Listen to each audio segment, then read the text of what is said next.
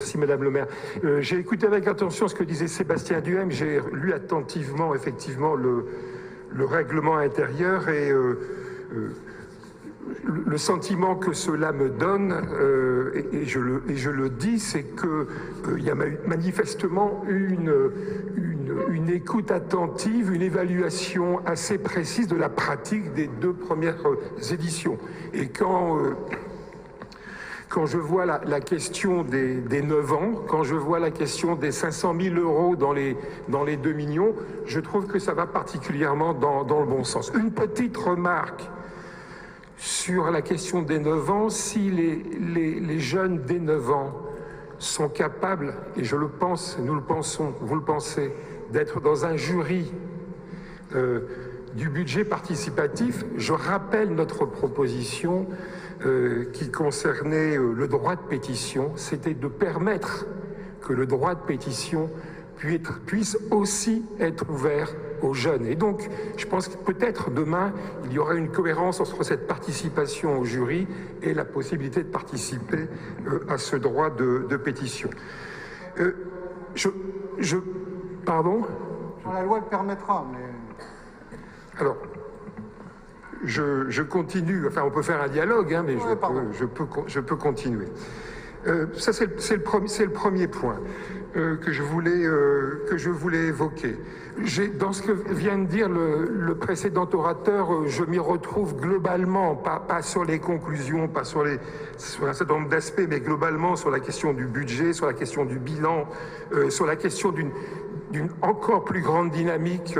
Bon, moi j'ai eu le plaisir de participer samedi dernier sous la pluie à l'inauguration du Jardin de la Paresse et de la Place Casquette. On sait que ce sont de beaux projets, de beaux résultats, mais au moins pour la Place Casquette, on sait que le temps a été extrêmement long pour obtenir. Donc, quand on pose la question de la dynamique, et pour donner crédit et envie de participer, il est important que les résultats soient aussi très vite tangibles. Ce qui me semble aussi important, c'est que cette pratique qui porte sur 2 millions d'euros, la question de l'augmentation du budget, mais je pense aussi comment cette pratique finalement de co-construction, d'associations très fines de nos concitoyens aux politiques municipales, et là moi je n'oppose pas les élus que nous sommes et les citoyens.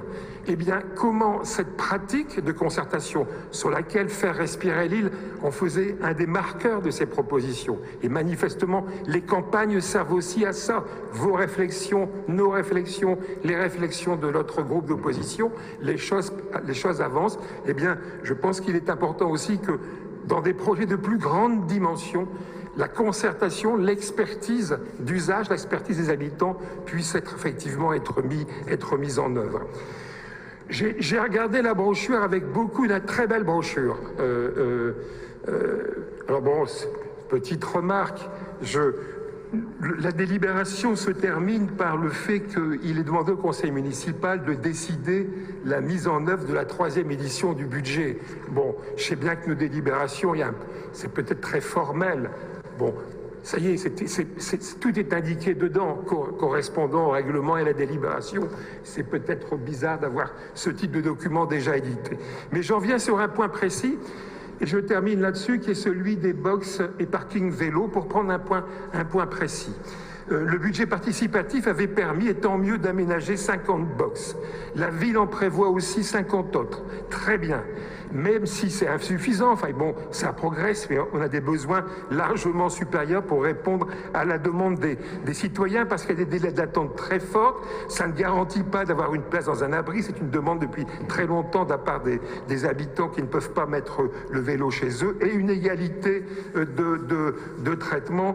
Et donc la question, c'est de savoir finalement qui s'en occupe. Parce que nous pointons là une petite difficulté. Il se trouve, ce que nous ont dit nos conseillers de quartier, c'est que on a entendu un certain nombre d'adjoints ou de conseillers métropolitains lillois intervenir dans ces conseils de quartier, où ils indiquaient que la volonté de la ville était de transmettre la gestion de ces abris à la métropole européenne de Lille. Or, le conseil métropolitain a voté à l'unanimité, et donc avec la voix de l'ensemble des élus qui lillois qui sont au Conseil métropolitain une délibération sur la stratégie cyclable de la MEL qui stipule, concernant le déploiement des solutions de stationnement vélo résidentiel dans l'espace public, les communes au plus près des habitants sont compétentes dans le déploiement d'abris vélo et de box à vélo et dans l'organisation de ce déploiement, concertation, gestion des demandes, entretien.